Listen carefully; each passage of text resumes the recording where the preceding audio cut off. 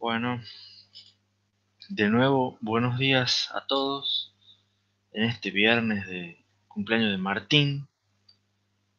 Hay varios que se sumaron al último, así que no tuve oportunidad de saludarlos personalmente, pero podremos arrancar la clase de hoy y arrancar como siempre con los conceptos claves de la semana pasada. Martín, ¿tenés claro los conceptos de la clase pasada?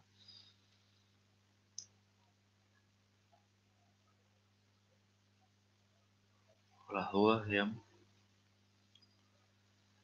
Vamos a... No importa que no conteste, Martín. Está claro, carta, pasa palabra utiliza. Bueno, vamos a repasar todos qué es lo que vimos la clase pasada, el miércoles. Empezamos a ver una nueva, eh, un nuevo tipo de clasificación de multiprocesamiento, que es que tenía que ver con si los procesadores, los distintos procesadores o núcleos, compartían o no la memoria, digamos, es donde se ubicaba la red de interconexión que los unía, digamos. Si la red estaba ubicada antes de la memoria, y de esa manera la memoria era una única memoria compartida, o la red se ubicaba después de la memoria, y básicamente eran nodos completos interconectados mediante una red de interconexión. En los primeros procesadores, que son de multiprocesamiento con memoria compartida, son prácticamente la estructura común de los procesadores multinúcleos que tenemos hoy en día. Esa memoria compartida, que a su vez podía subdividirse en si los accesos a memoria eran uniformes, o sea, todos los procesadores realizan accesos a memoria con la misma latencia, o no, que es el no uniforme, accesos a memoria no uniformes, en los cuales los accesos a memoria tenían diferentes latencias según si la memoria estaba más cerca o más lejos. Hoy en día son ambos, son bastante comunes. Igual los de acceso a memoria uniforme son más comunes que los otros, pero los no uniformes están ganando su terreno también. Lo importante es que cuando trabajamos con memoria unificada, sea cual sea, es necesario tener protocolos que mantengan la coherencia de los datos entre la memoria y los cachés. Los protocolos de coherencia más comunes hacen snooping sobre un bus compartido. Eso significa que están permanentemente monitoreando el bus compartido y como son simples, se basan en el concepto de write invalidate. ¿Qué implica el concepto de write invalidate? Que cuando hay una escritura, alguno de los procesadores realiza una escritura en un bloque de caché que ellos tienen, normalmente ese bloque se invalida en los demás procesadores que puedan tener ese bloque cargado. Entonces, de esa manera se hace que cada escritura, digamos, lo hace medio exclusivo al bloque de caché, ya que solamente hay un procesador que puede tener en un único instante un solo dato modificado, escrito. Todos los demás eventualmente lo invalidan. El protocolo más simple que vimos nosotros es un protocolo que se llama MSI, que maneja tres estados, que son modificado, compartido e inválido, modified, share and invalidate. Por eso son las tres letras esas. Y la idea es que este protocolo se implementa como una máquina de estado finito dentro de lo que es el controlador de caché o el controlador de memoria de lo que es el último nivel de caché que tienen los procesadores, o lo que es donde está la separación entre lo que es la memoria privada y la memoria compartida, ya sea si es que tienen caché de nivel 3 que sea compartido por varios núcleos. Entonces eso hace que todos los cachés, digamos, sean un poco más complicados de lo que ya eran. Y a su vez también tenemos el problema de falsa coherencia. ¿Qué es el problema de falsa coherencia? Son que ocurre cuando tenemos bloques de cachés de tamaño grande que almacenan múltiples datos, y puede haber datos que sean variables compartidas, pero que las estén escribiendo dos procesadores que en realidad no estén modificándose los datos entre sí. O sea, tenemos un procesador 1 que escribe una variable X, un procesador 2 que escribe la variable Y, y resulta que las variables X e Y van a parar siempre al mismo bloque de caché.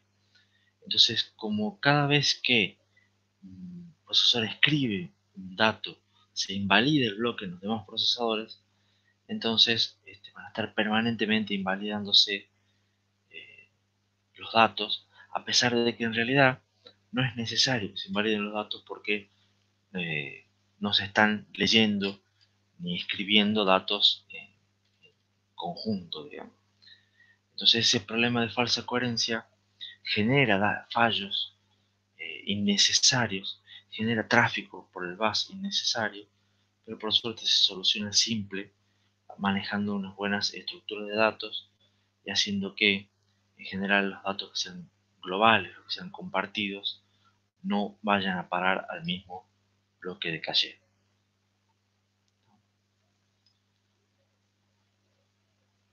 ¿Qué vimos después? Vimos lo que son multiprocesamiento con memoria no compartida, o sea, donde la red de interconexión estaba después de la memoria. Cada procesador trabaja con su memoria local. En este caso, para compartir información, para compartir datos, son necesarias librerías de paso de mensajes. O sea, son rutinas que hay que agregar a los programas para hacer que se, se pasen datos entre los distintos procesadores, ¿no?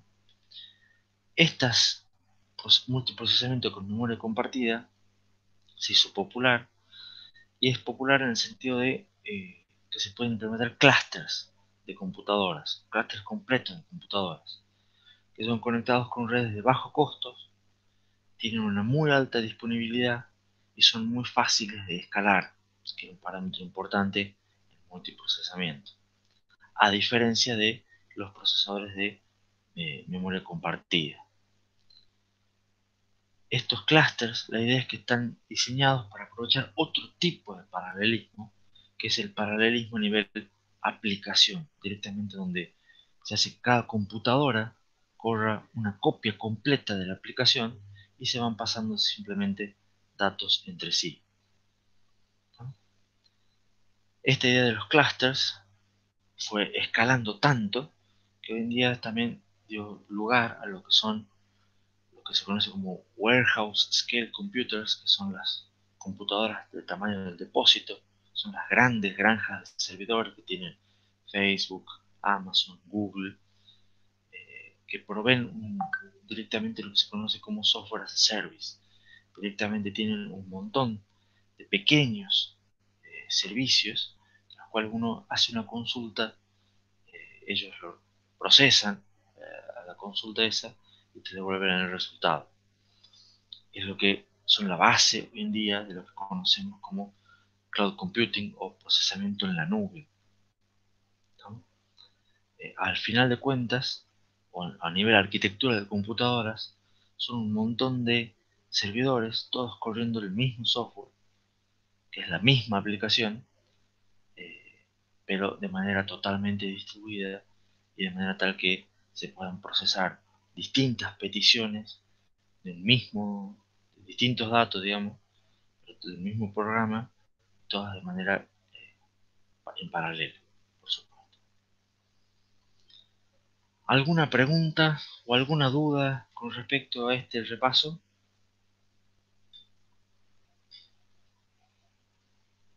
¿Ahora ya te acordaste, Martín, eh, algunas cosas de la clase que vimos el miércoles? Perfecto. Entonces, vamos a terminar, o sea, por lo menos en esta primera mitad de la clase de hoy, vamos a terminar lo que es lo que nos quedaba del tema 16, que tiene que ver con cómo sigue, digamos, esta evolución de la performance a través de multiprocesamiento y a dónde nos parece que las tendencias nos están llevando. Y ustedes ahora deberían estar viendo una gráfica bastante colorida que tiene que ver con cómo fue evolucionando la performance de los procesadores, más o menos desde el año 80, un poquito antes de los años 80, hasta lo que es hoy en día. Eh, Fíjense que está hasta el año, o sea, el año 2015-2020 debe ser. Y la idea es que más o menos en esta gráfica nos muestra muchas de las cosas que vimos en la materia. Vimos perdón, cómo al principio se iba evolucionando, agregando, o sea, siempre tomando una performance relativa de 1. Al principio fueron unos años donde se fue evolucionando, agregando nuevas instrucciones y mejorando la capacidad de cómputo de las computadoras. Después hubo todo un gran periodo de tiempo, que fue más o menos la era RISC, donde con un nuevo diseño de la arquitectura de set de instrucciones del VISA, se logró incorporar conceptos de pipelining, todos los conceptos de ejecución fuera de orden. Acá empezaron a aparecer los cachés por el aumento de performance y la diferencia con la memoria. Entonces, a la larga, hubo una gran pendiente donde la performance mejoraba aproximadamente un 50% en cada año. Pero hasta que eventualmente se chocaron con la pared de la memoria, la pared de consumo de energía. Entonces, esta pared del consumo de energía, con el fin del escalamiento de Denard también, fueron medio coincidentes. Entonces hizo que se reduzca de vuelta el crecimiento de la mejora de performance, pero igual pasó de vuelta como era más o menos en la primera época, a mejorar un 23% anual, digamos, todo con el advenimiento de lo que son los multicore, ¿no? Que es más o menos lo que es estándar hoy en día. Sin embargo, después, aproximadamente 2011, por ahí, se vio que la ley de Amdahl limita el uso de multiprocesamiento. ¿Por qué? Porque sabemos que está fuertemente limitado por el software. Todos los software tienen partes secuenciales que no podemos mejorar. Eso es parte de las conclusiones que vimos en las últimas clases, digamos. Entonces estamos viendo una época en la cual se empezó a aprovechar menos el hecho de tener múltiples procesadores. Por eso es que no estamos teniendo procesadores con mucho más de 8 núcleos o 4 núcleos o cosas así por el estilo, porque no se le saca el jugo, digamos, no está creciendo, aumentando la cantidad de núcleos. E inclusive, en el último tiempo, fíjense que se está aplanando bastante la curva de performance en los últimos 5 años. Y se estima que hay un crecimiento anual del 3% de performance, ¿no? O sea que la performance se duplique aproximadamente cada 20 años, cuando hemos tenido eh, épocas en las que se duplicaba cada 18 meses. Ahora se está duplicando cada 18 años. De todas maneras, algo interesante que podemos ver acá es que casi en, ¿cuántos son? 40 años, la performance está aumentando ya casi en el orden de 5 órdenes de magnitud. Fíjense que esta escala es logarítmica, ¿no?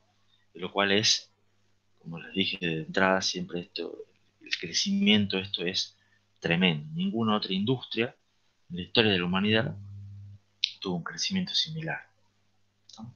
Pero pareciera que por diversos factores esto se está estancando. ¿Se entendió la diapositiva? ¿Está claro para todos? Sin embargo, se ve poquito. Esta diapositiva está clarita. No sé si llegan a distinguir la mayoría. ¿Qué es lo que está pasando con algunos otros aspectos? Acá, eh, lo que muestra este gráfico, lo que intenta mostrar este gráfico, puedo asegurar que eh, sin el MIT se ve mucho mejor. Eh, ¿Qué es lo que quiere mostrar este gráfico? Es cómo van cambiando algunas necesidades de cómputo de los requerimientos de cómputo de distintas aplicaciones. Y en este ejemplo lo que muestra es cómo van cambiando necesidades de cómputo de lo que es eh, técnicas de inteligencia artificial. Y no sé si se llega a ver, ustedes ayúdenme en el chat a tirarme si más o menos se distingue o no, pero también tenemos en el eje de las X, también tenemos una cuestión de tiempo, una evolución de tiempo de los años 60, también hasta el 2020, y acá en el eje de eh, las Y, el eje vertical, tenemos una evolución de más o menos cuánto cómputo se requiere para hacer ciertas tareas que son comunes en inteligencia artificial. Y la idea de esto está dado en una especie de petaflops por día. O sea, más o menos es cuánto cómputo en términos de flops, no de megaflops ni de gigaflops, sino de petaflops, o sea, mucho cómputo por día, como una especie de poner una tasa de ancho de banda. ¿No? Entonces, la idea es que, fíjense, desde que apareció el perceptrón en la década del 60, más o menos la necesidad de cómputo de todo lo que son redes neuronales, inteligencia artificial, iba creciendo en todo este periodo, más o menos siguiendo la ley de Moore, que se iba duplicando aproximadamente cada 2 años. ¿Lo ven? En toda esta parte de la gráfica. Y hay una curva ahí que yo honestamente ahora no lo estoy viendo, no sé si ustedes la ven, digamos.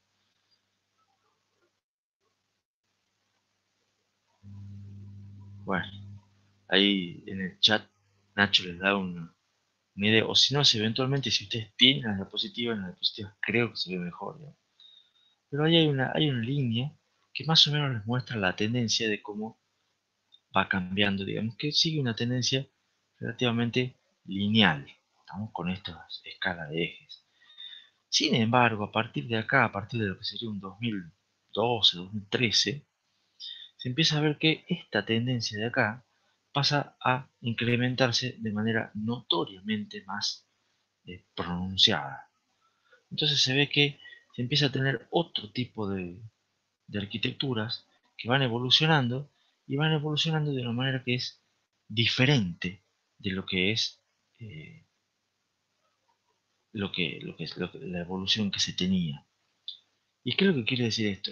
Esto muestra estos puntos acá en esta etapa, más o menos del 2012 hasta ahora, que los requerimientos de cómputo van creciendo mucho más rápido. O sea, en los últimos años, en los últimos 8 años, el requerimiento de cómputo que requieren algoritmos de inteligencia artificial más o menos se duplica cada 3.4 meses. Duplicarse cada 3.4 meses tiene que ver con esta pendiente más o menos. Pero estamos en esta época. ¿Lo ven? ¿Ven lo que les quiero mostrar? Entonces, los procesadores aumentaron un montón su cómputo durante muchos años, pero ahora no están aumentando su performance, no están aumentando su capacidad de cómputo. Sin embargo, hay necesidades nuevas, o relativamente nuevas, que están surgiendo, como por ejemplo inteligencia artificial, que está aumentando su necesidad de cómputo a una tasa más alta de la que los procesadores pueden brindar hoy en día.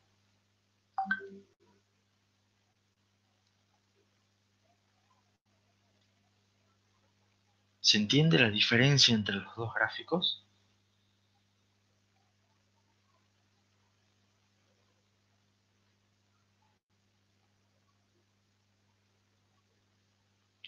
Entonces, ¿eso qué implica? ¿O qué es lo que les quiero mostrar estos dos gráficos, digamos? Primero que, según la tendencia mostrada, los procesadores recién van a duplicar su performance aproximadamente en 2038. ¿Estamos? O sea, cuando ustedes ya hayan aprobado la arquitectura de computadoras, quiero creer. Pero las necesidades de performance de los procesadores están aumentando mucho más rápido. Eso significa que los procesadores no van a ser capaces de cumplir con las necesidades del mercado si todo sigue evolucionando como se mantiene la curva de esa evolución. Ahora, la performance ya hemos dicho que no la podemos mejorar agregando más transistores. ¿Por qué? Por el decaimiento de la ley de Moore y por las restricciones del consumo de energía. Entonces no podemos mejorar más, no podemos aumentar más performance agregando más transistores. Tampoco vamos a mejorar la performance agregando más núcleos, porque principalmente limitados por la ley de Amdahl. Entonces, ¿cómo podemos hacer a nivel de arquitectura de computadoras para seguir mejorando la performance y poder cumplir con estas necesidades de cómputo que requieren las nuevas tecnologías que están apareciendo, digamos, las nuevas necesidades que están surgiendo? ¿Cómo podemos hacer para seguir cumpliendo con esos estándares de performance? Y parece ser, porque no tengo la respuesta yo para esa pregunta, digamos, por eso es una pregunta que tampoco les hago a ustedes, digamos, es una cosa es un problema que es real hoy en día, digamos, hay que ver cómo se hace para seguir aumentando la performance. Parece ser que la respuesta hoy en día son lo que se está denominando como arquitecturas de dominio específico. ¿Qué son estas arquitecturas de dominio específico? Son procesadores que en realidad ya no son de propósito general, sino procesadores que hacen muy pocas tareas, tienen un propósito específico. Hay muy pocas tareas, pero esas tareas las hacen extremadamente bien, ¿no? Entonces, la idea es una cosa así. Pues, las arquitecturas de dominio específico tienen una mejor relación performance-power, pero solamente para una tarea específica. Entonces, el dibujito este vendría a ser una cosa así. Tienen la curva acá de performance, power, la relación performance-energía, y tienen acá en el eje de las X ponemos lo que es un rango de aplicaciones. O sea, qué diversos son el propósito que tiene ese procesador. Entonces, normalmente nosotros tenemos un procesador de propósito general que cubre un amplio espectro, o sea, puede hacer cualquier cosa, básicamente, ¿estamos? Pero tiene un techo de performance en el cual es difícil que supere, digamos, esta relación de performance o consumo de energía. Sin embargo, están apareciendo lo que hoy se conocen como distintos tipos de aceleradores, ¿no? Cuya idea no es nueva, digamos, porque de hecho las placas de video son una especie de estos aceleradores, que la idea es que para ciertas tareas específicas son mucho mejores que los procesadores genéricos. Entonces tenemos acá, por ejemplo, a ver, una tarea específica que va a ser, supongamos, o bueno, pongamos esta que sea procesamiento gráfico. Entonces una placa de video tiene, para procesamiento gráfico tiene una relación performance power mucho mejor que un procesador común, pero no hace otras cosas que no sea procesamiento gráfico. ¿Se entiende? La cantidad de cosas que puede hacer es mucho más limitada, pero esas cosas las hace mucho mejor. Entonces así van surgiendo diferentes tipos de aceleradores que hacen diferentes tareas, ¿estamos? Pero todas esas tareas hacen pocas tareas, pero las hacen mucho mejor que las haría un procesador de propósito general. Entonces la pregunta es, ¿yo no puedo después reemplazar este procesador de propósito general por una suma o un conjunto de este más este más este más este más este? O sea, reemplazar este procesador genérico por estos 5 y de esa manera voy a subir la performance a estos niveles y directamente cuando tenga que hacer una tarea de este tipo la hará este procesador, una tarea de este tipo la hará este procesador, una tarea de este tipo la hará este acelerador, y así sucesivamente. ¿Se entiende la idea? Lucas dice que sí entiende, pero que la tarea tiene sus ventajas y sus desventajas. Bueno, como todo lo que estamos viendo en esta materia, digamos, en esta materia siempre les vi que tiene sus ventajas y desventajas, siempre hay compromisos. Lucas plantea habría que ver la comunicación entre ellos, por supuesto, habría que ver cómo se comunican, ¿no? Eh, pero bueno, pareciera ser que una tendencia hoy en día es hacer un montón de este tipo de aceleradores unidos entre sí y comunicados de la manera lo más rápida posible. Entonces se está cambiando la forma de diseñar los cosas para no hacer procesadores de propósito general, sino hacer procesadores de propósito específico y ver cómo los comunicamos con otros procesadores de manera de procesamiento específico de la manera lo más rápida posible. ¿No? Jonás plantea hacer procesadores dedicados. Sí, exactamente, que sean procesadores específicos para unas pocas funciones, pero que para esas funciones sean muy buenos. Ya después les voy a mostrar unos ejemplos. La idea de estos aceleradores o procesadores dedicados es que cambian eficiencia por flexibilidad. ¿Estamos? Entonces yo no puedo ejecutar cualquier tipo de código, puedo hacer unas tareas muy poquitas, pero gano un montón de eficiencia, o sea, soy muy bueno haciendo eso, porque puedo aumentar la performance y disminuir mucho el consumo de energía. Martín hace la analogía, es como tener un Avengers de procesadores. Sí, exactamente, la idea es que en vez de tener un procesador que sea capaz de hacer un poco de todo, tener distintos, que cada uno es bueno en una tarea específica, y después ver cómo haces para conectarlos y que no se peleen entre ellos, digamos, no compitan entre ellos, ¿no? Sino que todos colaboren para poder hacer el- la mayor cantidad de tareas. Y nótese de vuelta que esto ya reconfigura nuevamente lo que es la ley de Amdahl. ¿Por qué? Porque la ley de Amdahl, a la larga del corollario, me decía hacer más rápido el caso más común.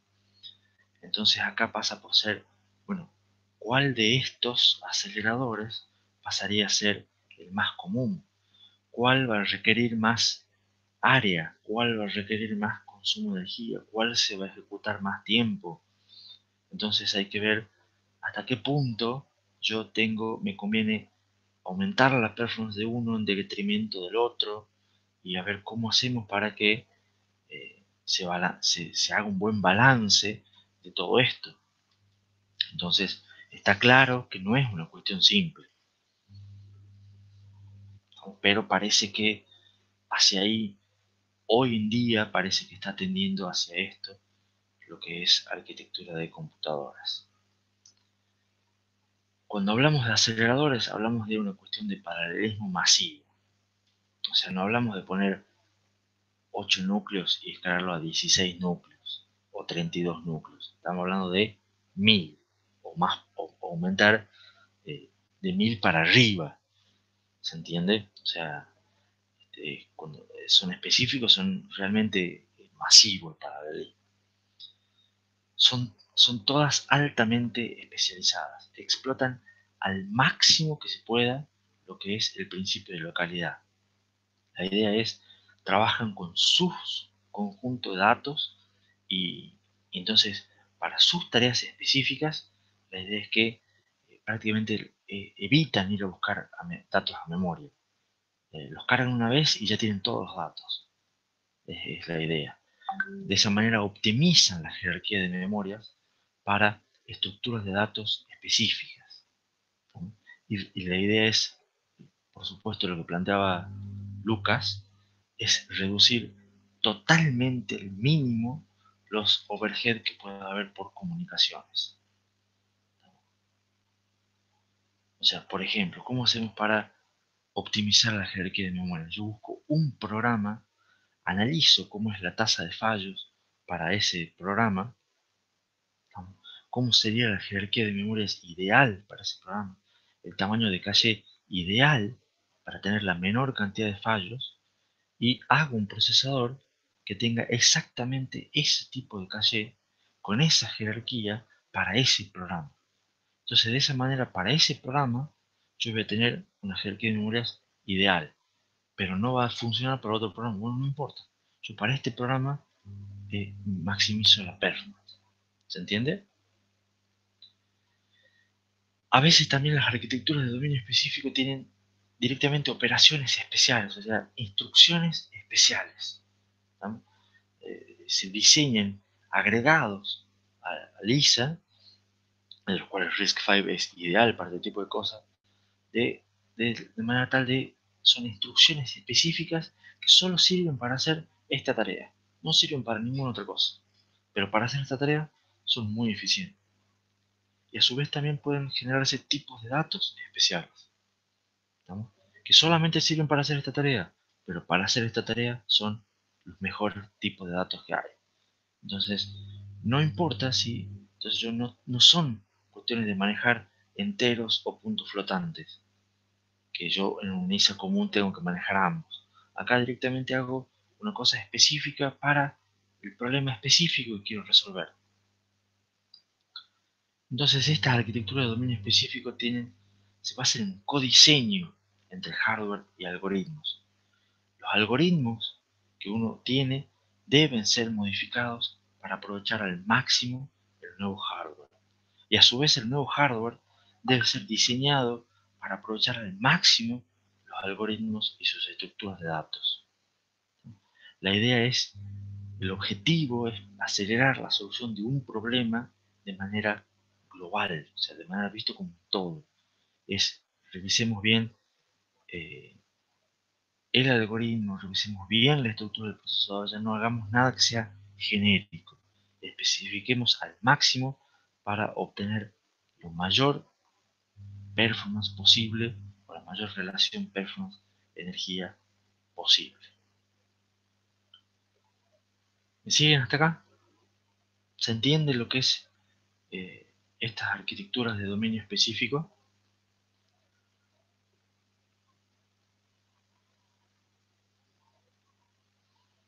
Esto me puede llevar a lo que es quizás un nuevo cambio de paradigma, otra vez, así como fue la memory wall, la, la power wall, puede haber alguna otra pared que todavía no la hayamos visto todavía, pero que o no la hayan bautizado todavía con algún nombre así marketinero, pero quizás esté ocurriendo el cambio, digamos. Hubo una época en la cual un procesador nuevo anunciaba cuántos transistores traía, cuántos transistores podía integrar. Después hubo una época en la cual los procesadores nuevos anunciaban cuántos núcleos traía, todos ellos homogéneos.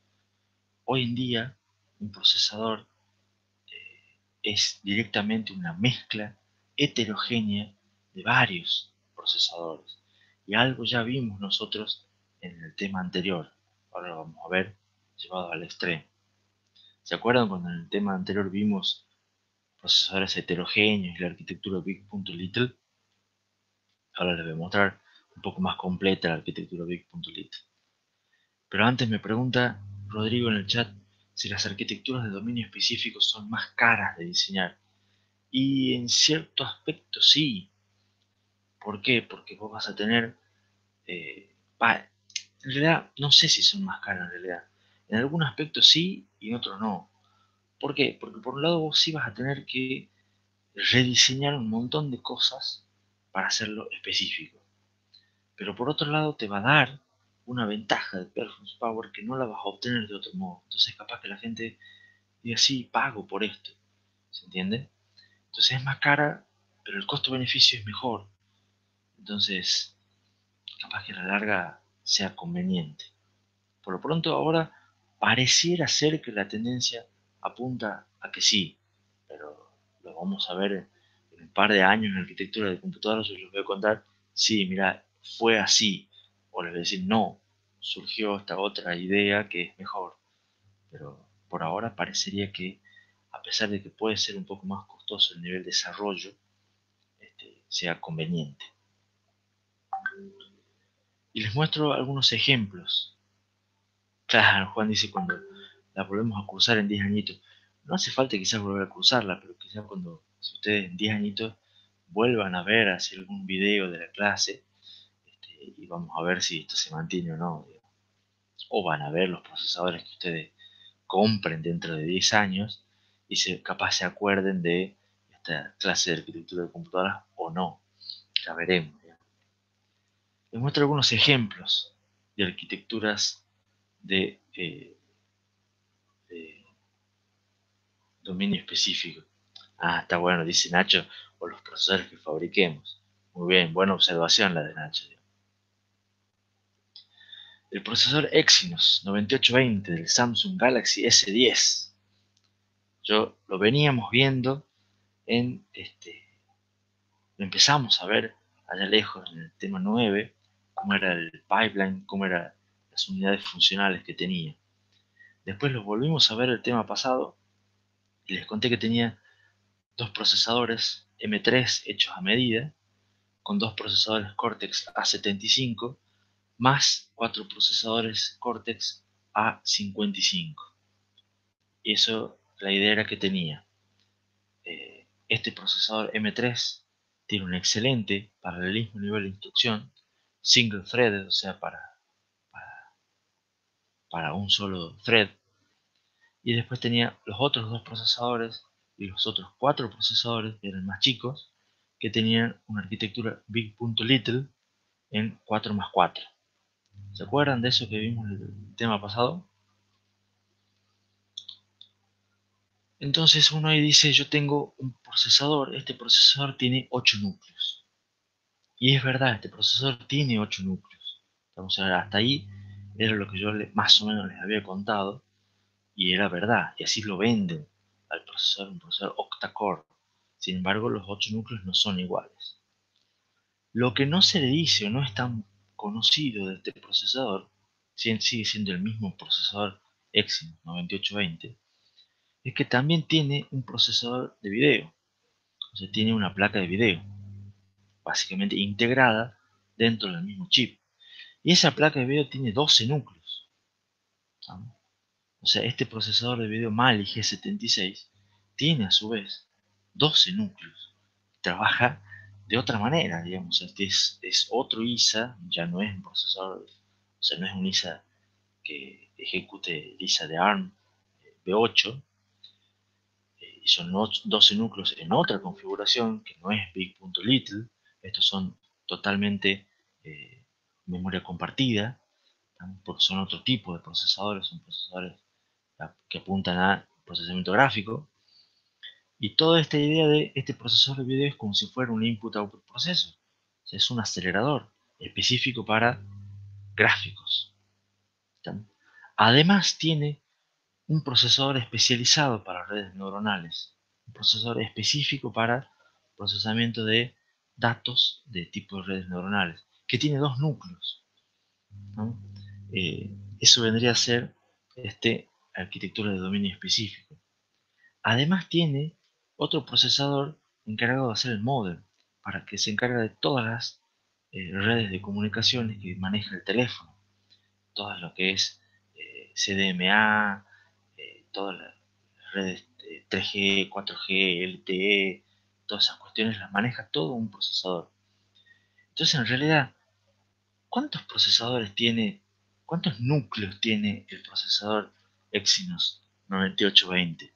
Uno lo compra o lo venden como un procesador de 8 núcleos, pero tiene muchos procesadores dentro, digamos, tiene muchos núcleos dentro del mismo procesador. ¿Se entiende?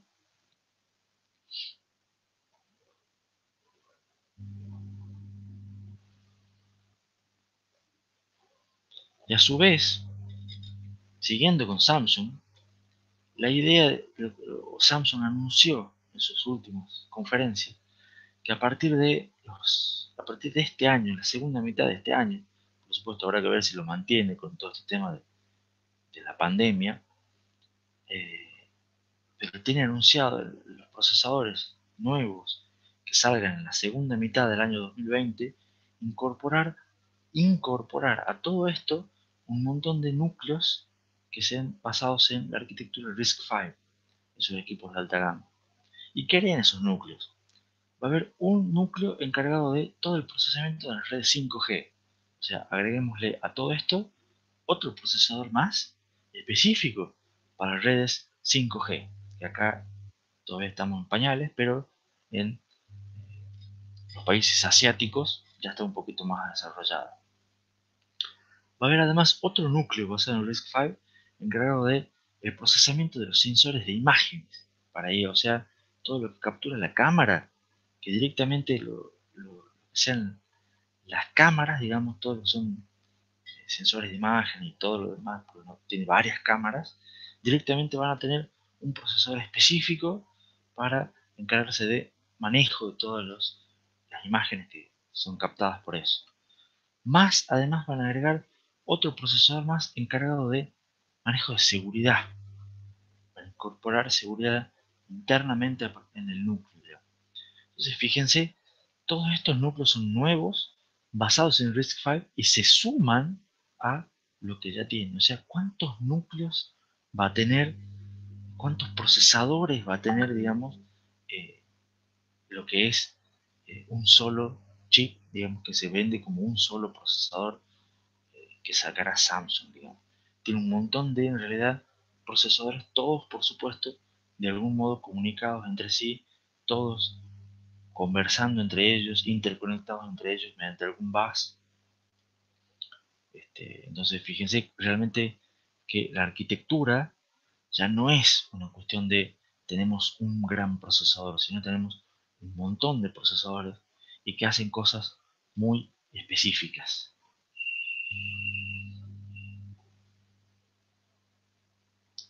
Y a su vez les muestro otro ejemplo.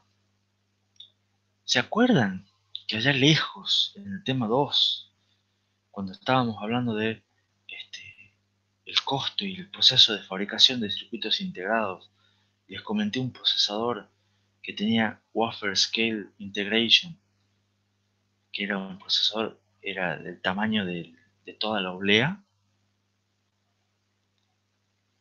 A Lucas, que es el electrónico del equipo, se acuerda, sí, uno que era hablando de ustedes, Martín dice la madre de todos los chips.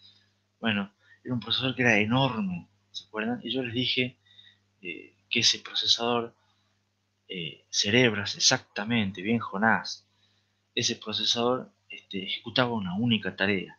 Ese procesador no servía para jugar al Fortnite, ni al Age, ni al Counter, ¿no? Ese procesador ejecuta una sola tarea. Es un procesador hecho para eh, ejecutar tareas específicas de inteligencia artificial. Nada más que eso. Es el chip más grande de la historia y hace una sola tarea, una sola función. Y fíjense, lo que hablábamos de hace un rato de que optimiza la jerarquía de memorias, este procesador tiene 18 gigabytes de caché nivel 1, damos toda la memoria local, la idea es justamente evitar demoras por jerarquía de memorias. Entonces, tiene toda la memoria local, toda la memoria integrada dentro del chip. Es un extremo. Después, de vuelta, todavía no se sabe si realmente cumple con todas las promesas que dijo que iba a cumplir, pero es un ejemplo de una arquitectura de dominio específico. Cómo se diseñó ese chip para hacer una única tarea, pero hacer esa única tarea de una manera excepcionalmente bien.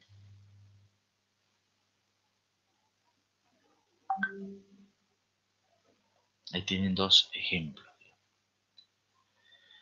Y después, para ir cerrando ya estos temas, esta diapositiva les mostré al comienzo de la materia, cuando vimos para qué era importante aprender arquitectura de computadoras. Y les mostraba esa noticia con la idea de que la idea era aprender a fondo la noticia, poder ver cuán cierta es, poder ver cuán útil nos resulta y poder ver hasta qué punto estaremos dispuestos a pagar eh, el, el costo de si vale la pena o no, digamos, incorporar esta nueva tecnología.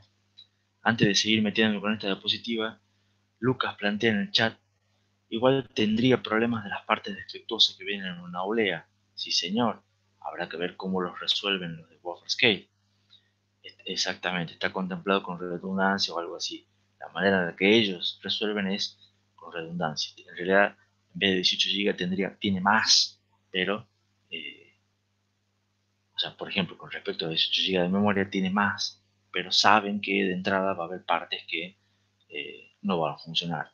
Entonces ellos te garantizan que con esto está. Esta parte por lo menos sí va a andar. Pero bueno, volviendo a esta, bueno, haciendo una rápida pasada por la noticia, fíjense, es una noticia que dice que salió un nuevo procesador, la noticia del año 2019, pero dice salió nuevos procesadores Ryzen con la arquitectura Zen 2, y dice tienen un nuevo diseño de CPU con una microarquitectura mejorada, con mejoras en el subsistema de memoria. Estas mejoras me aumentan el IPC por entre un 12 y un 15%. Ustedes ya espero que se acuerden que era el IPC. Después, ¿qué más dice? Tiene una mayor frecuencia, faster clock speeds. Hacen un shrink, o sea, escalan, digamos, de un proceso de 12 nanómetros a un proceso de 7 nanómetros. O sea, hacen una reducción en el proceso de fabricación. Es la primera compañía en largar procesadores para PC con 7 nanómetros. Dice que emplea un approach, o sea, tiene un enfoque de chiplet. Este enfoque de chiplet es lo que les vengo a comentar de las arquitecturas de dominio específico. Dice, tienen un procesador que tiene 8 núcleos con un total de 32 MB de caché nivel 3. No tienen, por ejemplo, estos no tienen un procesador de video.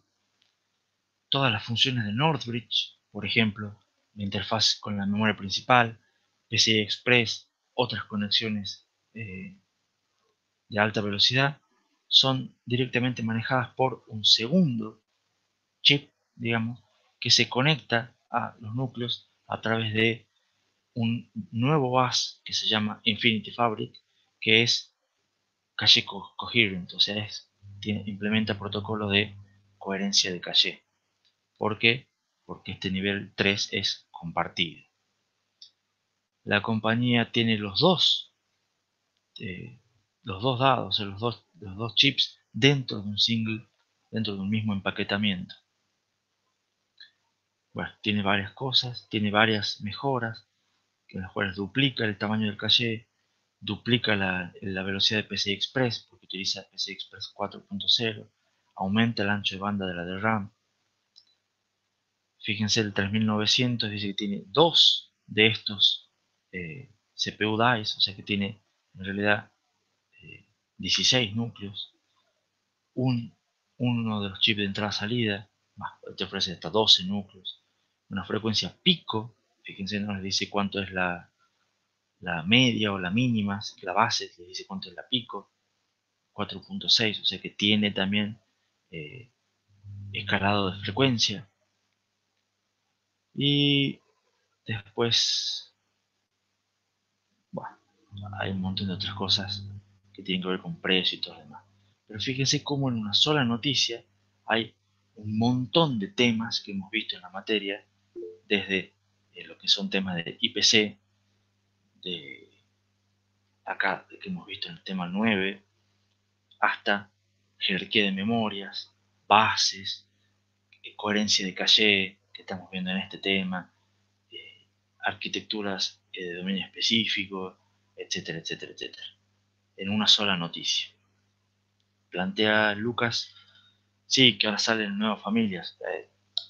Cada tanto Intel y AMD compiten y cada tanto sacan nuevos variantes de procesadores, pero siempre tienen algo más o algo menos. Pero sí, permanentemente están haciendo nuevos anuncios. Pero bueno, espero que, habiendo terminado este tema de multiprocesamiento, ustedes ya puedan leer una noticia así completa y entenderla lo mayor, o sea, lo más que se puede, lo más a fondo posible, y ver realmente cuán cierta es en este sentido de 12, entre 12 y 15%, tiene 50% más núcleos, o sea, hay que ver hasta qué punto esto es real y hasta qué punto es útil. ¿Tá? Entonces, espero que llegado a esta altura de la materia ustedes estén un poquito más capacitados para eh, entender cosas como noticias como esta, digamos. Bueno, y para terminar este tema 16, ¿qué vimos en el tema 16? Vimos multiprocesamiento como una técnica para seguir aumentando la performance de los procesadores. Supera limitaciones de paralelismo a nivel de instrucción, memory wall y la power wall. O sea, todas esas son limitaciones que existen y la idea es que las tratamos de superar con multiprocesamiento. Pero multiprocesamiento tiene problemas. ¿Cuáles son los problemas de multiprocesamiento? Comunicación entre procesadores, genera overhead, sincronización, de que a veces un procesador tenga que esperar datos de otro, genera retardos, coherencia, el problema de mantener la coherencia de datos genera retardos, genera nuevos fallos y a su vez incrementa la complejidad de los procesadores. El mismo tema de multiprocesamiento incrementa la complejidad, la dificultad de manejar los procesadores. Otro gran problema que tiene es que la performance, al final de cuentas, va a estar limitada por software. ¿Por qué por software? Porque es una cuestión de que todos los programas eventualmente tienen una parte que es secuencial. Y así sea muy baja esa parte secuencial, termina siendo una fuerte limitación al paralelismo. Entonces la clave para aumentar paralelismo, para poder obtener una buena eficiencia, es escalar datos, no escalar software. Entonces la idea es aplicar siempre los mismos programas sobre un conjunto lo más grande posible de datos. Y hay varias maneras de escalar ese tipo de datos, o varias maneras de obtener distintos tipos de paralelismo. Uno de ellos es aumentar el paralelismo a nivel datos, específicamente, que es lo que se conoce como arquitecturas SIMD, para ejemplo, para multimedia.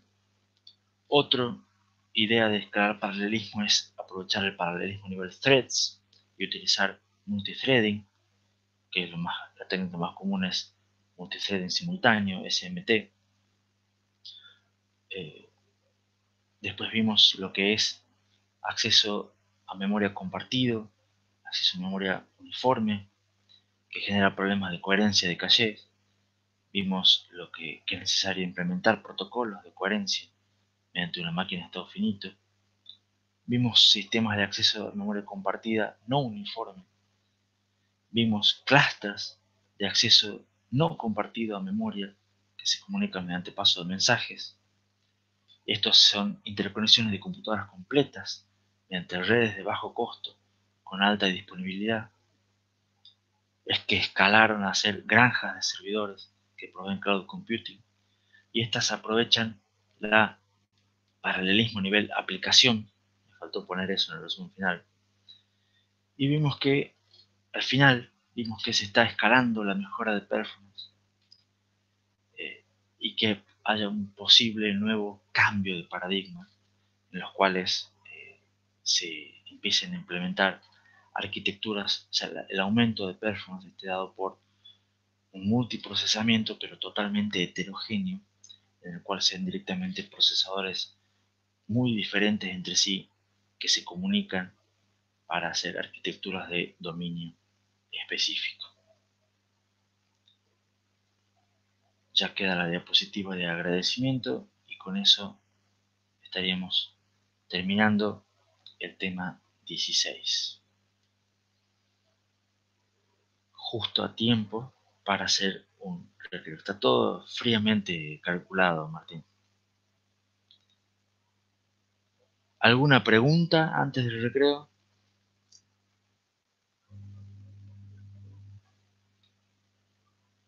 ¿Se entendió el tema? ¿Se entendió el cierre del tema?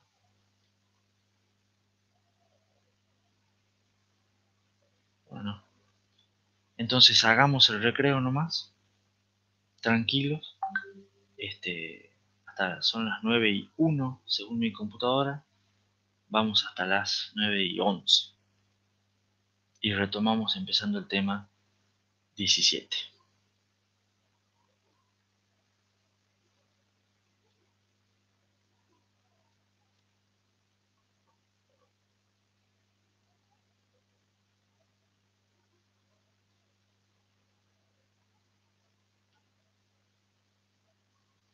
Yo voy a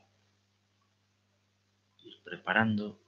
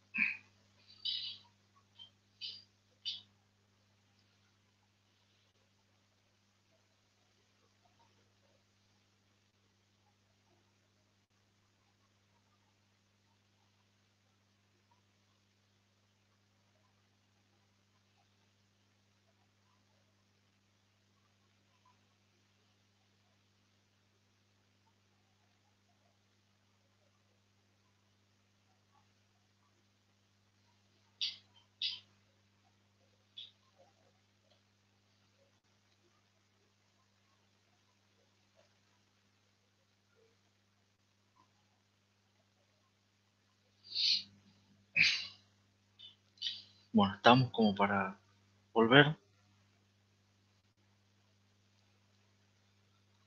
Vi, por ejemplo, que en el medio del recreo acabamos de publicar las notas de la evaluación del miércoles.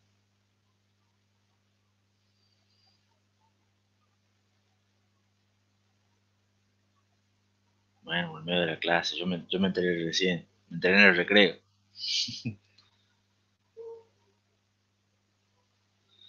No sé si habrá sido una buena noticia o una mala noticia. Calculo que habrá de todo un poco, como siempre. Bueno, a Martín parece que le gustó la nota, está bien. O era irónico,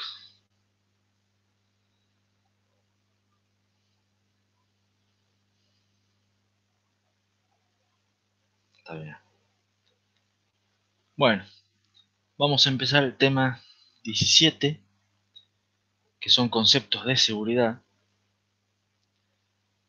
Antes de arrancar, por supuesto, siempre un pequeño cronograma o sea, un pequeño repaso de cuáles son nuestros próximos pasos. La idea es que hoy empezamos este tema, el lunes vamos a seguir con el tema y muy probablemente el miércoles lo estaríamos terminando. Quizás, depende si tenemos suerte y todo lo demás, en una de esas lo terminamos el lunes, pero para ser, eh, seamos pesimistas, digamos, en el sentido de lo terminaremos el miércoles. Lo bueno es que ya con el miércoles estaremos terminando todos los temas de teoría, ¿no? Lo cual sería fantástico, por lo menos para mí, digamos. Para ustedes también. Ya saben que el miércoles que viene rinden a su vez el último práctico, que es el tema 16. Y sí es bueno eh, recordarles en este momento que este tema 17 no va a haber práctico. O sea, es un tema que es como el tema 10, creo que era, que dimos en la primera mitad. Es un tema que puede ir en el parcial como preguntas teóricas, pero no va a haber ejercicios prácticos relacionados al tema 17. ¿Estamos? Entonces puede ir preguntas que tengan que ver con algún concepto, con algún ejemplo que veamos en clase, en las diapositivas. O sea, es un tema que tienen que estudiar por el parcial, pero del cual no va a haber ejercitación práctica. ¿Estamos? Entonces ya estamos cerca de terminar los temas de teoría, el último práctico. ¿Cómo seguir el cronograma general con la materia? Bueno, ya hemos llegado al penúltimo renglón. Estamos a 19 de junio. Otro tema que también me recomendó el ingeniero Valentini que lo veamos un poquito hoy es el tema del segundo parcial. La fecha prevista es el 3 de julio. Se calculo que no sé si alguno tendrá algún problema o alguna objeción con respecto a esa fecha. No sé si están en otras materias con, con exámenes o tienen previstos algunos otros exámenes para esa semana. Esteban me planteaba, por ejemplo, de por qué no hacerlo el miércoles primero. Yo decía, bueno, para darle 2 días más a los muchachos que estudien, que se tranquilicen, eh, y de paso lo hacemos, digamos, el viernes. El viernes sí sería temprano, sería en este horario, viernes a las 8 de la mañana. eh, pero bueno, es mi propuesta, la planificación original. Si alguno realmente... pero ¿para qué querrías prolongar la agonía, Martín? Martín en el chat pregunta si no podremos extendernos más tiempo. Eh, Después si vienen vacaciones, no sé si tienen otras materias, por eso les digo. A mí me parece una buena fecha el viernes 3, así ya cortamos, digamos, ya con la materia y ustedes, por supuesto, después tienen la materia aprobada. Ignacio plantea en el chat que adelantar no le parece una buena idea. Entonces, por lo menos algunos que están acá están poniendo que les parece bien que quede fijo para el... Claro, o sea, ya rinden el viernes, tienen el fin de semana tranqui. Lo que sí es importante, que me ha hecho acordar gusto, tendríamos que empezar a planificar si nos vamos a juntar o no y cuándo. ¿Estamos? El hecho de vacaciones de julio, que ve Luis si no tiene pensado venir, por supuesto, sobre todo dónde. ¿Estamos? Entonces ya se aceptan sugerencias de si alguno tiene alguna casa o lugar con lugar para recibir unas 30 personas en el peor de los casos. Entonces hay que ver cómo hacemos. Ya. Pero vayan pensando ustedes y el lunes me cuentan. El lunes o en la clase práctica, que usualmente es donde están todos. Ahora ya no quieren venir mucho en mi clase, cada vez somos menos en las clases, pero, pero vamos definiendo, digamos. La tengamos en mente para ir definiendo. Jonás plantea de, ¿podemos llevar gentuza? Eh, a ver, yo no voy a prohibir nada, pero depende qué gentuza. Claro, claro, depende de qué gentuza. Si los temas son muy relacionados a arquitectura de computadora o chistes de facultad, capaz que la gentuza se aburre. Si la gentuza es, bueno, capaz es Juancito que va a cursar el año que viene, o Juancito que cursó el año pasado, sí, no va a haber problema, ¿ya? Pero bueno,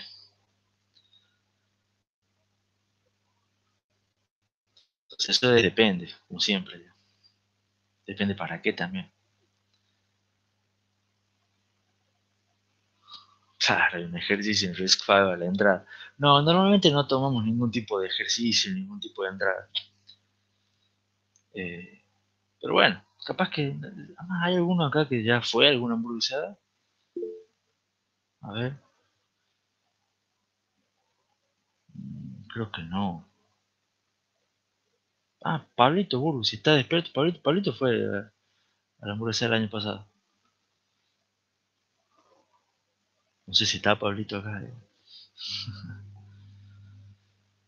Sí, por supuesto, no hay ningún requisito de otras cosas que se pueda tomar. Ahí tenemos un nacido el 4 de julio. Eh, bueno, ahí está. Vayan organizando, digamos, ya pueden pensar para organizar. Vamos ahora con el tema 17. ¿Mm? El tema 17 implica, ¿qué vamos a ver en estos temas? Vamos a ver un repaso de motivaciones y técnicas implementadas en arquitectura de computadora. Vamos a hacer un gran repaso de toda la materia. Vamos a ver qué son los ataques de tipo side channel, ataques laterales, si lo quieren ver así. Vamos a ver lo que son las vulnerabilidades más populares, cómo son sus paliativos, cómo son las limitaciones que tienen esos paliativos y de vuelta cuáles son las perspectivas a futuro o cómo impactan estos temas de seguridad en lo que es arquitectura de computadoras. Eh, entonces, vamos a ver dónde estamos parados. ¿Qué es lo que vimos hasta acá? Por un lado vimos que la industria fue impulsada durante décadas por la búsqueda continua de mayor performance. Vimos técnicas como pipelining, ejecución fuera de orden, ejecución especulativa, predicción de saltos. ¿Se acuerdan de todo esto que estamos hablando? Estoy mencionando. Vimos jerarquía de cachés, multithreading, multiprocesamiento. Todo siempre fue la idea de buscar mayor performance. Todas esas técnicas implicaban buscar mayor performance. Vimos por otro lado qué es una arquitectura de set de instrucciones. Vimos que la arquitectura de set de instrucciones establece un contrato entre el software, entre los programas de usuario que se ejecutan y el hardware por debajo que realmente ejecuta ese programa. Una arquitectura de set de instrucciones define todo el conjunto, todo el repertorio de instrucciones. Define los niveles de ejecución privilegiados, o sea, tiene que tener modos de ejecución privilegiados, modo usuario, modo supervisor, mínimamente. Define cómo van a ser mecanismos utilizados por el sistema operativo, manejo de excepciones, cambios de proceso, etc. Define cómo va a ser el modelo de memoria a la cual los programas de usuario van a tener que manejar. Pero una arquitectura del set de instrucciones normalmente no contempla optimizaciones al hardware. O sea, si tiene 9 etapas en el pipeline o 16 etapas en el pipeline, no está manejado por el ISA. ¿Estamos? O si tiene un algoritmo de predicción de salto u otro, no está contemplado en el ISA. Eso es parte de la implementación. ¿Estamos? Y a su vez, un ISA es una arquitectura de set de instrucciones, es un modelo que es independiente de cuestiones de temporización. O sea, yo puedo decir más o menos hasta qué punto o sea, un ISA hace una instrucción, pero una arquitectura de instrucciones realmente no define cuánto realmente tiempo demora en ejecutarse una instrucción en segundos, porque depende de justamente la implementación, depende de la cantidad de etapas en el pipeline, depende de los fallos de caché, depende de un montón de otras cosas que son dependientes de la implementación, que son las que vimos nosotros en un montón de temas.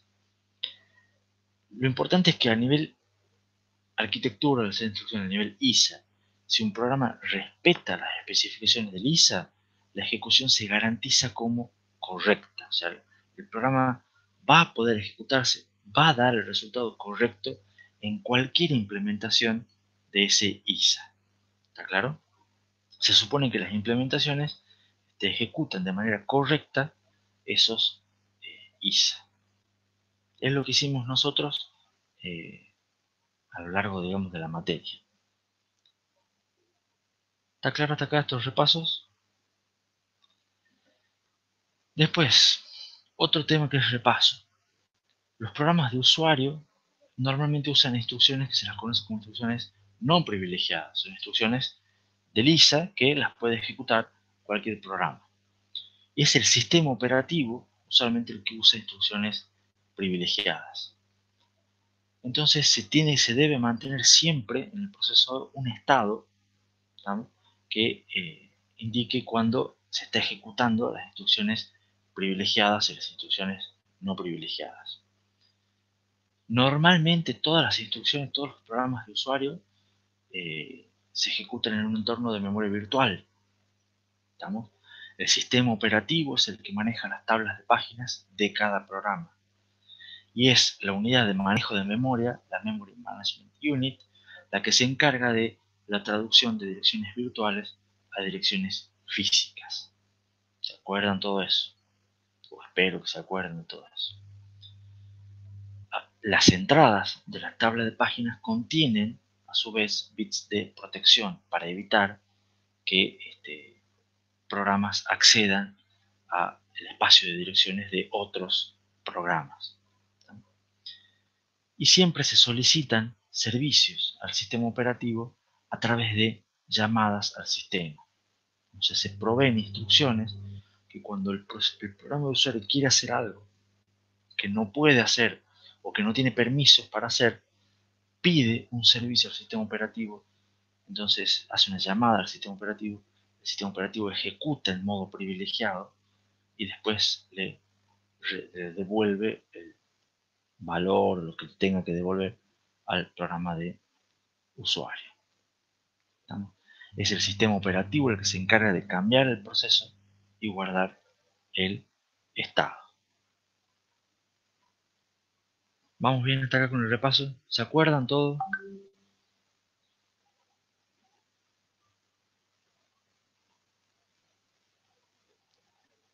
Después también, otro repaso.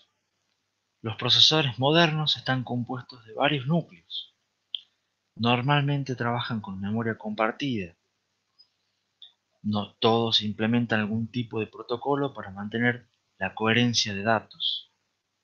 Típicamente poseen multithreading, o sea que además de ser varios núcleos, los núcleos tienen por lo menos 2 threads, o tienen pocos threads, implementan multithreading. Todos tienen una jerarquía de cachés, pero siempre está claro que los núcleos siempre trabajan con el caché más cercano, que vendría a ser el nivel 1, digamos. Ese es su acceso a memoria. Usualmente también los caches son no bloqueantes. ¿Se acuerdan que eran no bloqueantes? ¿Alguno? No bloqueante implicaba que cuando hay un fallo de caché, en vez de quedarse esperando la resolución de ese fallo, los procesadores, como permiten o como normalmente tienen ejecución fuera de orden, permitían seguir ejecutando algunas otras instrucciones a pesar de tener un fallo de caché, y de esa manera no se quedaban esperando la resolución del fallo.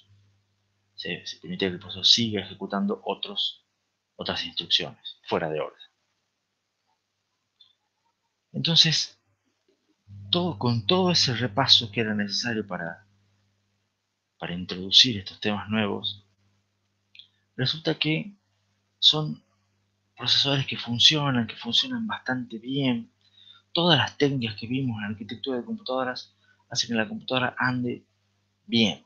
O sea, uno ejecutaba un programa, el programa se ejecutaba de manera correcta, devolvía los resultados correctos, cada vez en menor tiempo, manteniendo siempre con más performance, desde hace unos cuantos años, controlando el consumo de energía para que sea de manera eficiente, no gastar recursos al vicio.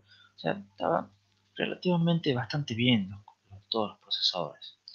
Y nos manejábamos con las 3P, que las vimos en los primeros temas: Price, Performance y Power. ¿Cuál es la cuestión? Que alguien se preguntó en algún momento dado si es posible que, aunque las computadoras funcionen correctamente bien, o sea, andan bien, anda todo hace lo que tiene que hacer, se respeta ese contrato, digamos, en el ISA, es posible que en realidad estén filtrando información que no debería filtrarse. O sea, es posible que alguien pueda, ejecutando normalmente un código, extraer datos que no debería poder extraer, no debería poder ejecutar ciertos programas, o no debería poder extraer cierta información de alguna clave o alguna cosa. La respuesta es que sí. Se descubrió que todos los procesadores, todos, pero así, prácticamente todos los procesadores de los últimos 20 años, eh, filtran la información. Todos los procesadores son vulnerables a filtros. O sea, pueden lograr que algún atacante logre sacar información que no debería con utilizando cualquier de los procesadores que están en el mercado, ya sea de cualquier fabricante: Intel, AMD, procesadores de ARM, ya sea Qualcomm, Broadcom, Samsung, cualquier fabricante de procesadores, cualquier arquitectura, cualquier ISA, ya sea la arquitectura x86 de Intel, la arquitectura de ARM, TAMP, cualquier micro, todos son, o casi todos, digamos, ya no específicamente todos son susceptibles de filtrar información. ¿Y qué implica esto? Que a pesar de que hacen lo que tienen que hacerlo, están haciendo cosas de más. O sea, alguien puede sacar información extra aún ejecutando los programas correctos. ¿Me siguen con la idea? Ahora, ¿cómo pueden extraer ese tipo de información? La idea es hacerlo mediante ataques de tipo side channel. Entonces yo, para explicarles, lo primero que tengo que hacer es explicarles qué son los ataques de tipo side channel.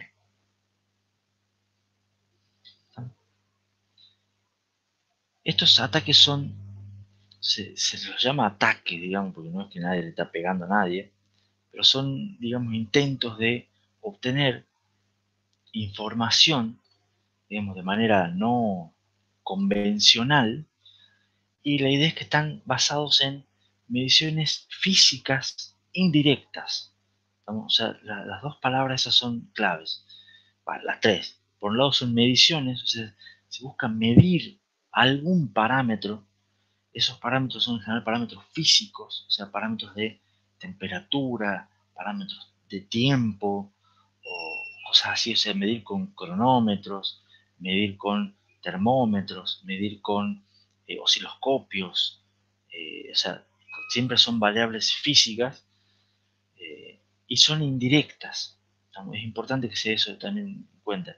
Que no es que yo voy a medir cuánto tiempo demora exactamente en ejecutarse este programa. No, lo que se mide son otras cosas. ¿También? O sea, se pone un programa a ejecutar, pero se mide otra cosa. El programa ya sabemos que se ejecuta bien, ya sabemos que se ejecuta rápido. ¿Entiendes? Eso sabemos que funciona bien. Yo voy a medir otro aspecto y en base a eso voy a ver si puedo deducir alguna característica del procesador, del programa que se está ejecutando o de algunas características puntuales como por ejemplo tratar de sacar alguna contraseña o alguna cosa así por el estilo. No buscan, fíjense estos ataques side channel, no buscan debilidades inherentes del sistema. O sea, no se busca decir, ay, a ver, yo voy a buscar ejecutar una serie de código para hacer que el código funcione mal.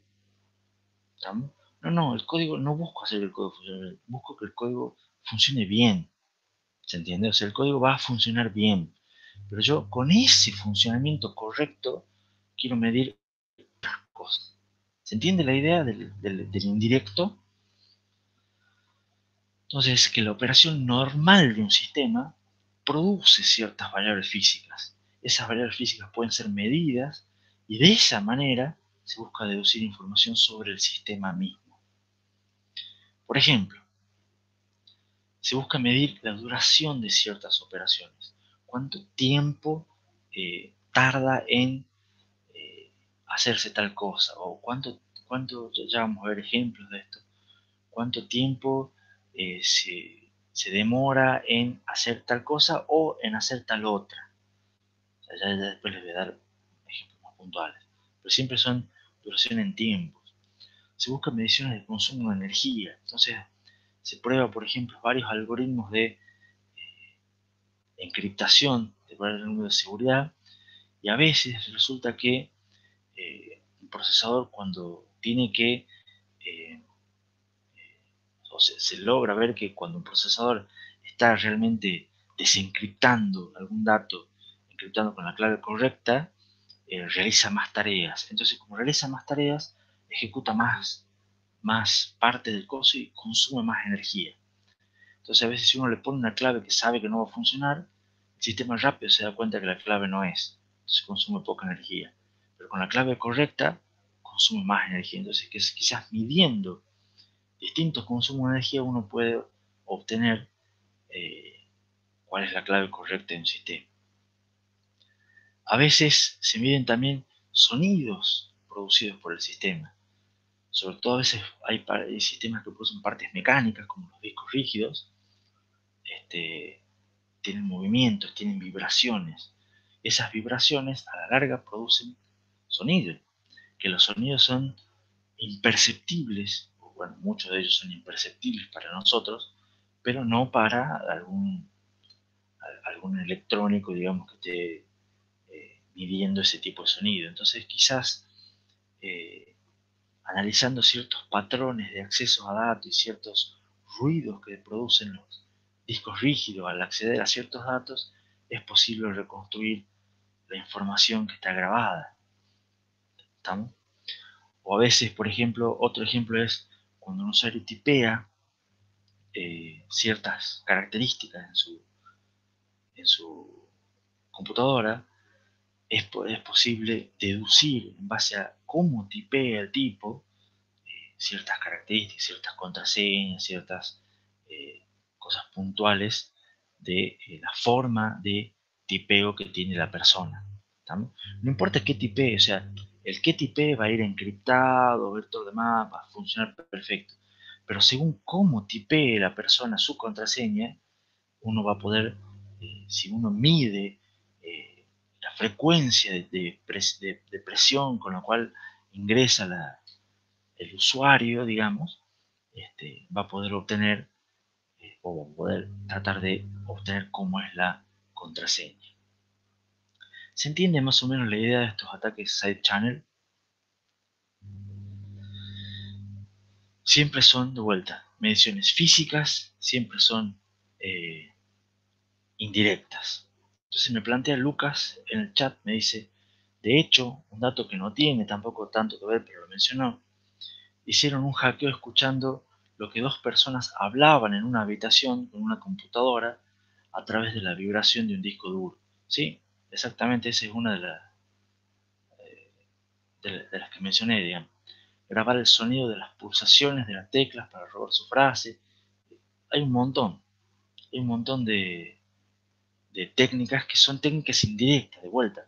Cuando uno dice ingrese la contraseña en un sistema, uno encripta la contraseña en la base de datos, encripta el canal de comunicación para que sea con un protocolo seguro, un montón de cuestiones, pero la idea es ver cuestiones indirectas, cuestiones totalmente indirectas. Entonces, de esa manera se pueden tratar de deducir. Augusto dice, si usó el disco duro como un micrófono, sí, básicamente sí, no como un micrófono, sino como un parlante, creería yo, digamos. Pero bueno, o también como un micrófono, sí, es posible hacer ese tipo de cosas. Hay gente que está muy peculiar, por supuesto, pero si ustedes se ponen a investigar, van a encontrar un montón de este tipo de ataques sidechannel.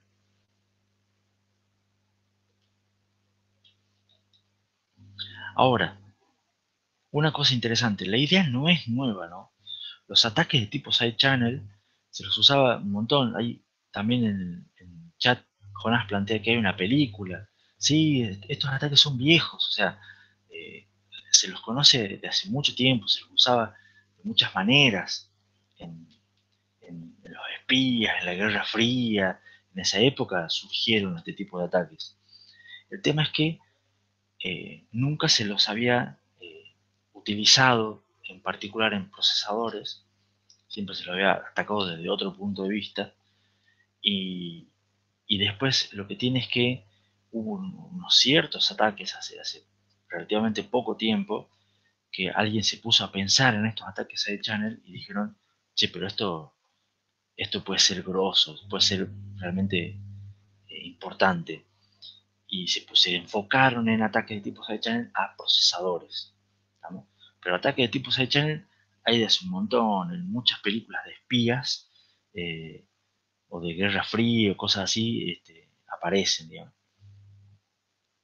El Jonás pone también el más antiguo y más común es estacionar la camioneta frente a la víctima. Bueno, sí, hay un montón.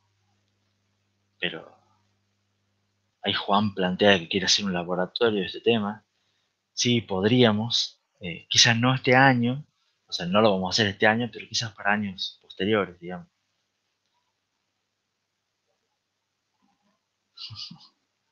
Este, pero bueno, sí, hay un montón de ataques de tipo sidechain. Y la idea es que estos ataques no solo afectan a procesadores, sino pueden afectar a placas de video, a procesadores de video, discos rígidos, es cualquier tipo de dispositivo. Ahora, lo peculiar es que a mediados del 2017 hubo unos investigadores que se les ocurrió probar ataques de tipo side channel con cachés, que tampoco eran muy nuevos. O sea, no es que fue los primeros que se les ocurrió, sino que se les ocurrió hacer cierto tipo de ataque bajo ciertas condiciones en cachés. O sea, porque se venía dando vuelta con el tema, pero unos tipos se les ocurrió algunas particularidades y las conclusiones de sus investigaciones se las pasaron a Intel, a AMD, ARM, todos los demás, y lo hicieron público en enero del 2018. Y en enero del 2018 fue un boom, digamos que habían tirado una bomba, este, porque fue una explosión de, che, mira, esto fue un problema grave, un problema serio, afecta a todos los procesadores, y dijo, che, algo, la industria se vio totalmente sacudida por estos eventos, digamos. ¿Cuál es el chiste? ¿En qué se basa los ataques tipo Saichan en los cachés? La jerarquía de memoria altera la velocidad de acceso a un dato. Eso lo sabemos. O sea, cuando un procesador quiere acceder a un dato, según dónde esté ese dato ubicado, va a ser la latencia de cuánto va a demorar, cuánto va a ver el procesador que le va a demorar ese dato. Entonces, si yo pido un dato y ese dato está en el cache de L1, va a tener una latencia de unos 4 ciclos aproximadamente. Pero si el dato no está, tengo un fallo de nivel 1 y está en nivel 2, entonces voy a tener una latencia de, ¿cuánto era? Creo que eran como 20 ciclos, no me acuerdo el número. Y si no está en L2 y está en L3, voy a tener una latencia de 40 ciclos, y así sucesivamente en los distintos niveles. Entonces yo, si puedo de algún modo, o sea, yo ya sé que la jerarquía de memorias me altera la velocidad en la cual tengo el acceso a un dato. El dato se accede más rápido cuanto más cerca del procesador esté. Entonces, si yo puedo medir el tiempo que demora un cierto acceso a memoria, es posible determinar en cuál calle se ubica. Entonces yo digo, yo accedo a un dato. Si ese dato me dice, mira, te has demorado 20 ciclos, digo, entonces ya puedo determinar, tuve un hit en el nivel 2, no en el nivel 3, y tampoco en el nivel 1. Ahora, el tiempo de ejecución de determinado programa va a variar según su ubicación en los caches de la jerarquía de memoria.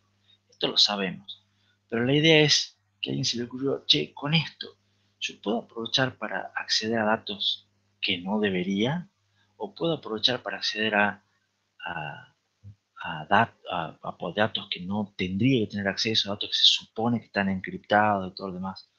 ¿Puedo utilizar este tipo de medición para ir viendo qué es lo que pasa? Y esas vulnerabilidades que yo digo se destaparon en el 2018, les muestro más o menos que entre enero del 2018 y el 2019 generó todo este tipo de ataques, que en realidad también es una simplificación. Son un montón, quizás alguno que esté metido, alguno que sea interesado en el tema, le sobran, le suenan algunos nombres, supongo que la mayoría no, pero hay un montón de problemas que surgieron en un año. ¿Sí? Y ahora el tema es que también desde esta diapositiva yo la hice el año pasado, ¿sí? Y este año están todos estos, o sea que se agregaron desde que yo dicté la materia, o dicté este tema, digamos, el año pasado, a esta altura, digamos, de hasta junio del 2019 hasta junio del 2020, se agregaron todas estas nuevas vulnerabilidades. ¿Sí? Entonces, fíjense inclusive la última, que se llama acá SLS, Straight Line Speculation, que es exclusiva de los procesadores de ARM, es una vulnerabilidad anunciada el 8 de junio. O sea, estamos hablando hace 11 días.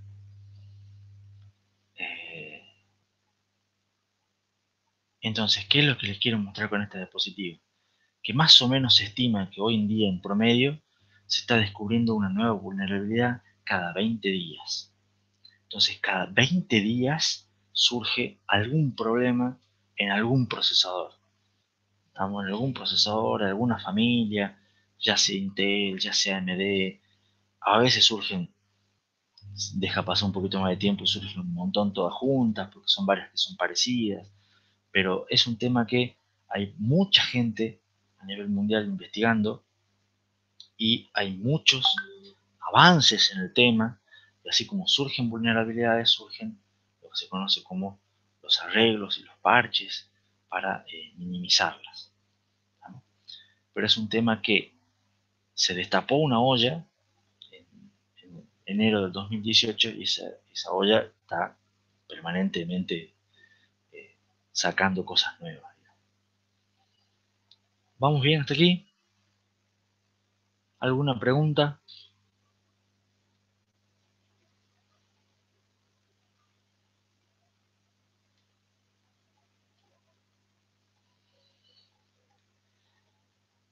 Lo bueno que tienen todas, o dentro de todo, lo bueno de todas estas vulnerabilidades es que realmente ninguna, o no se conoce, no se sabe que ninguna realmente haya sido explotada.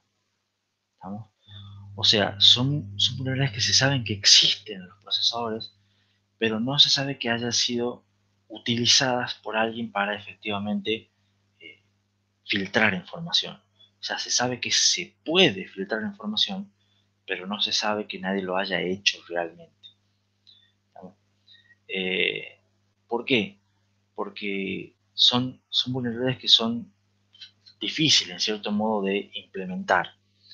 Pero la idea es que todos los que están investigando en estas cuestiones de seguridad avisaron normalmente se avisa, digamos, de la vulnerabilidad y los fabricantes de procesadores tratan de implementar, se les da un tiempo de reacción, digamos, para que los fabricantes traten de corregir o minimizar el impacto de esa vulnerabilidad y después se la hace pública al mundo, digamos.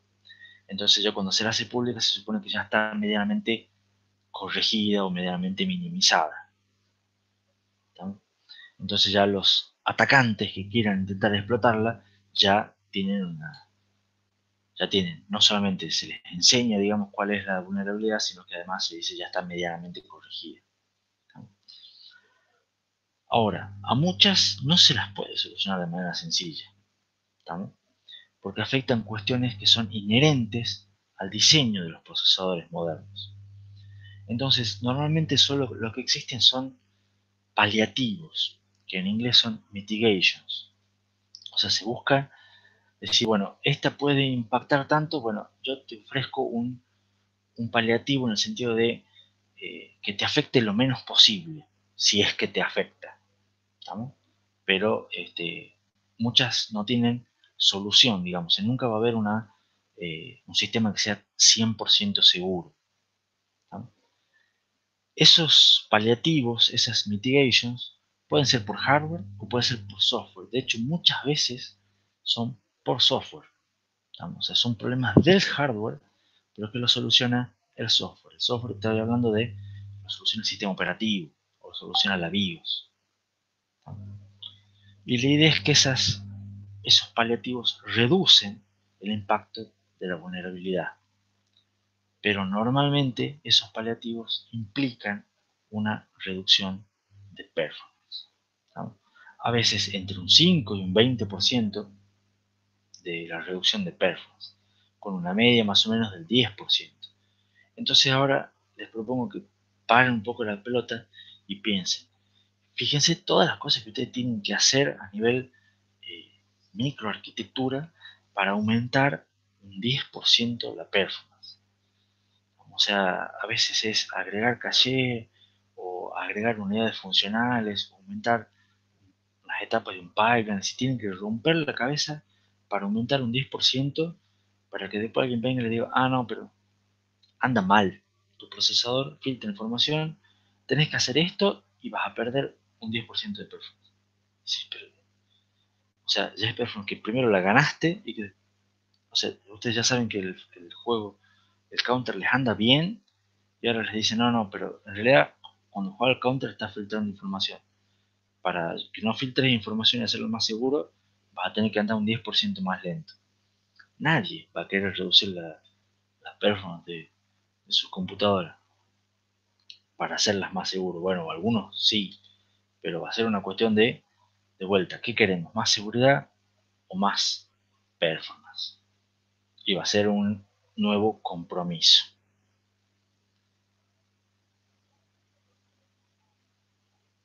Bueno, yo a esa diapositiva no la daría, siendo que tenemos 10 minutos más, ya. Sí, sí, vamos a dar, sí le voy a dar una diapositiva más. que es esta. En general, los ataques, ahí en el chat, antes de ver esta diapositiva, Ignacio plantea, esta es como sería una security wall. Y vos sabés que puede ser. Todavía nadie le ha puesto ese nombre, pero sí se está hablando mucho también de cambio de paradigma, que lo vamos a ver nosotros, está puesto al final de este tema, pero de empezar a pensar de vuelta, incorporar seguridad, digamos, desde la base, digamos, o sea, que no sean lo que ahora son todos parches y paliativos. Tratemos de hacer la seguridad desde la base, incorporar lo que serían, como dice Lucas en el chat, las 3P más una S, porque no sé si hay manera de poner security como una nueva P, pero sería empezar a tener 3P más S o algo así. Pero ya después les voy a hablar un poquito de pseudo security o protection. Está buena la de Augusto. Pero todos los ataques se pueden clasificar en dos tipos. O sea, se pueden, básicamente, tampoco sé si todos los ataques, pero la mayoría de los ataques se puede clasificar en dos tipos. Ataques tipo meltdown, ¿estamos? Que son ataques que están relacionados, o sea, se los llama así, después les voy a explicar bien qué es meltdown, que están relacionados con romper barreras de aislamiento. Aislamiento me refiero a, por ejemplo, en memoria virtual, ¿se acuerdan? La idea es que los programas estaban totalmente aislados entre sí. Un programa no podía acceder al espacio de direcciones del otro. Bueno, los ataques tipo Meltdown dicen, con que no puedo, vamos a tratar. Entonces tratan de romper esas barreras de aislamiento entre programas. O a veces, tenemos modos de funcionamiento, modo de usuario supervisor. Los programas de usuario no pueden ejecutar o no pueden acceder, no pueden ejecutar instrucciones en modo supervisor, no pueden acceder al espacio de eh, direccionamiento del sistema operativo. Los ataques tipo Meltdown dicen, vamos a ver si no podemos acceder. Entonces, se supone que todo lo que hicimos antes en la arquitectura de computadoras te provee esos mecanismos de protección, de seguridad. La idea es, bueno, vamos a ver si realmente lo hacen y vamos a ver si no es que en realidad lo que se probó es que no lo hacen, digamos, y a lo largo toda la seguridad y toda la protección que se suponía que tenían, se la puede romper, ¿no? Normalmente los ataques tipo Meltdown son ocasionados por excepciones, o sea, se fuerza a que haya una excepción. ¿Se acuerdan lo que eran las excepciones? O sea, se produce, va a haber una excepción. Y en esa excepción, cuando o mientras yo trato esa excepción, que las excepciones las maneja el sistema operativo, ahí buscan de romper las barreras. Y normalmente están relacionados también con el acceso a buffers internos que son compartidos.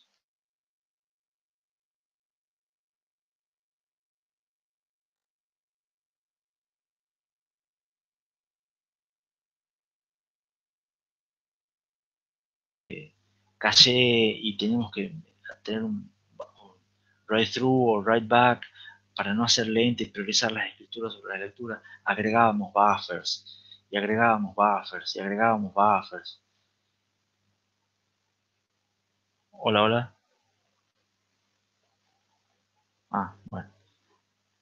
¿Me están escuchando? Ah, bueno, están dando bien. Entonces agregábamos buffers, agregábamos buffers. Entonces, todos esos buffers, a la larga, son todos compartidos y son susceptibles de ataque tipo Meltdown.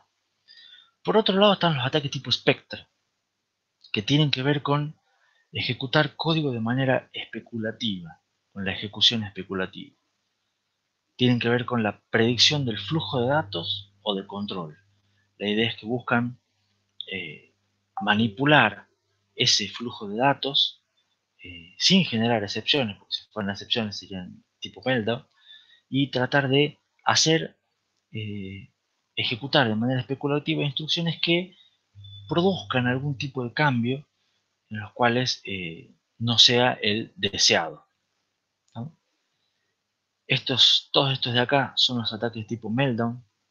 Este es el iconito de Meltdown, este es MDS, esto lo vamos a ver también. Este es el dibujito, el loguito de Spectre. Todos se basan siempre en mediciones de ataque de tipo side channel. Y después están los que son, por supuesto, las combinaciones. Ya cuando empiezan a, dado Meltdown, dado Spectre, empiezan a surgir combinaciones, se empieza a complicar la historia. En esa página web que está ahí, van a encontrar un montón de ataques, un montón de clasificaciones, algunos cómo se lo soluciona o no, un montón de explicaciones. Tiene un lenguaje bastante técnico, tiene una cuestión bastante de cuestiones de seguridad, pero está puesta ahí, como siempre, para los más curiosos que quieran investigar sobre este tema.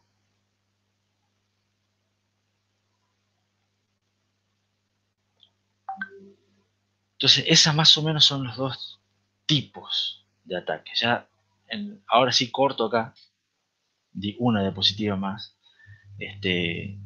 pero la clase que viene, el lunes, les voy a contar bien cómo funciona Meltdown, cómo funciona Spectre, van a ver que lo que tienen de parecido, lo que tienen de diferente.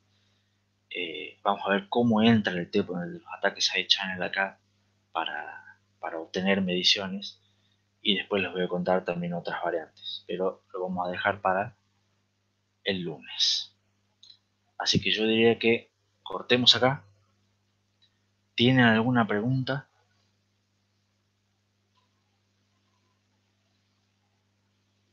¿Se va entendiendo más o menos hasta aquí la idea de los side channel y de los dos tipos de ataque? O sea, dos grandes clasificaciones de tipos de ataque.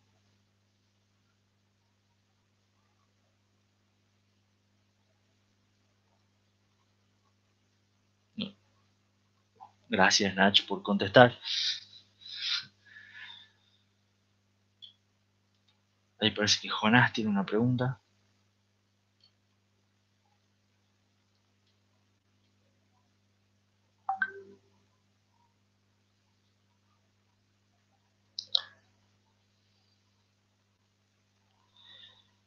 Jonás me dice si todos los ataques se dividen en esas dos grandes ramas.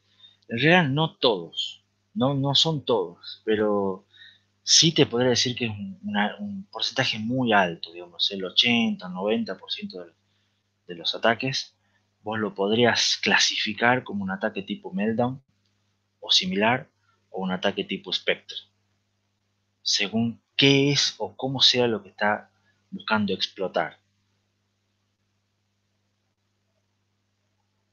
Hay algunos otros ataques que son diferentes, pero son muy distintos, digamos, el tipo de ataque.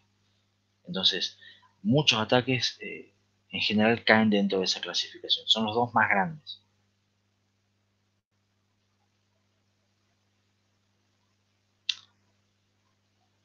Porque, o sea, la idea es que Meltdown y Spectre fueron los dos primeros, por decirlo así. Entonces, cada uno mostró un tipo de ataque, y después surgieron un montón de variantes, y claro, entonces surgieron variantes y dice, bueno, este hace algo muy parecido a lo que hace Meltdown, pero con tal, tal variante. Entonces se lo conoce como un ataque tipo Meltdown, ¿no? Entonces, porque intenta romper alguna barrera de protección. Entonces, si es un ataque que tiene que ver con ejecutar código de manera especulativa, entonces es un ataque de tipo Spectre. ¿Se entiende? Lo que se dice que es un ataque tipo Spectre. Claro, es como que Meltdown y Spectre fueron los dos primeros, entonces a partir de ahí todos los demás, esos son los que surgieron como grandes clasificadores. Pero no, insisto, es buena la pregunta, no de todos, sino de la mayoría.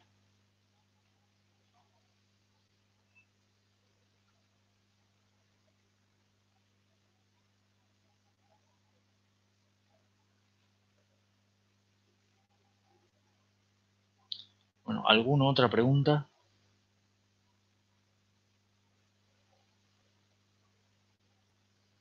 Bueno, Martín dice que no, se quiere ir a festejar su cumpleaños. Así que cortemos acá. Que tengan un muy buen fin de semana.